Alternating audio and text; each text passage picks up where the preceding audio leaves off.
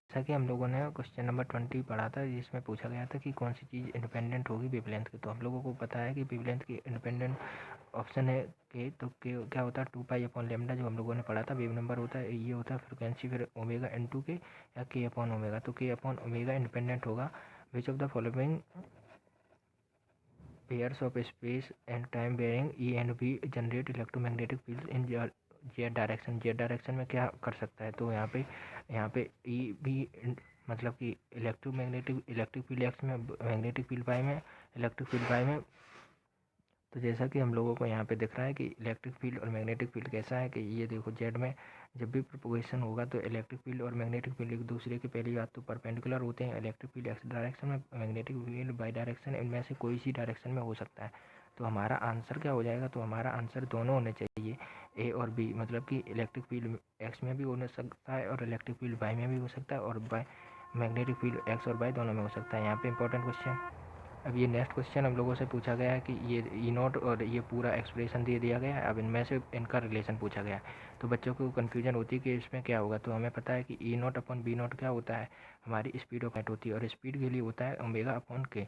तो यहाँ से जब इनका क्रॉस मल्टीप्लिकेशन करेंगे तो बी इंटू ओमेगा हो जाएगा, ई इंटू के हो जाएगा। तो हमारा कौन सा हमारा सही हो सकता है? तो हमारा ये आंसर सही हो जाएगा, मतलब कि 22 का ये हो जाएगा, जैसा कि हम लोगों को दिख रहा है। अब आते हैं 23 पे। तो कौन सी चीज़ हम लोगों से पूछी है कि red light differs from blue light in its, मतलब किस चीज़ में डिफर हो जाएगी।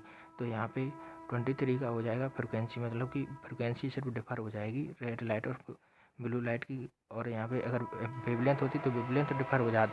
अब हम लोगों से क्वेश्चन नंबर इसमें पूछा गया कि कौन सी चीज़ की वेवलेंथ है ये लॉन्गेस्ट होगी। तो लॉन्गेस्ट तो सब लोगों को पता है।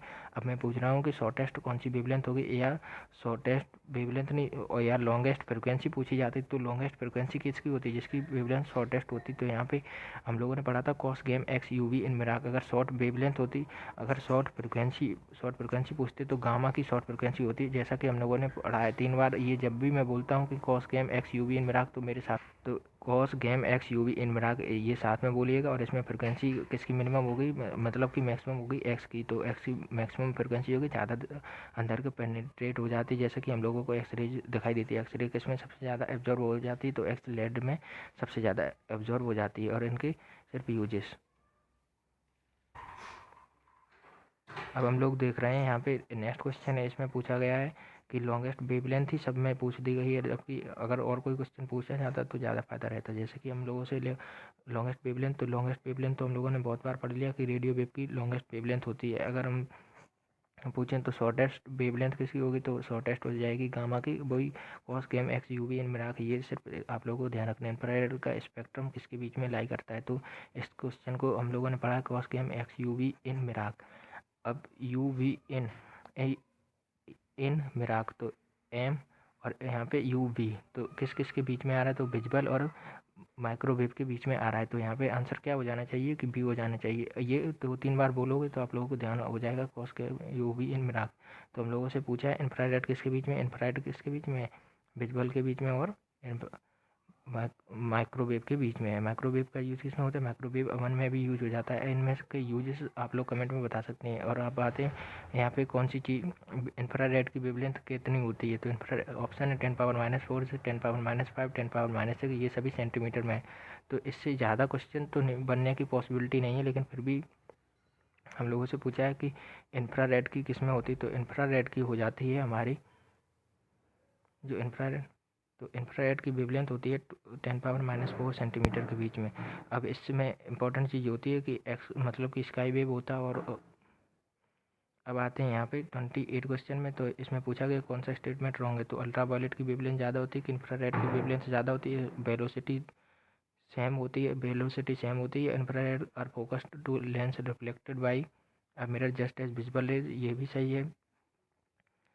तो इसमें हम लोगों से ये पूछा गया कि कौन सा स्टेटमेंट रॉन्ग है। तो यहाँ पे रॉन्ग स्टेटमेंट हो जाएगा ये अल्ट्रा वायलेट, क्योंकि cos game X U V U फिर बी, तो ये हमने वो है वेवलेंथ के यू वी इन मिराक।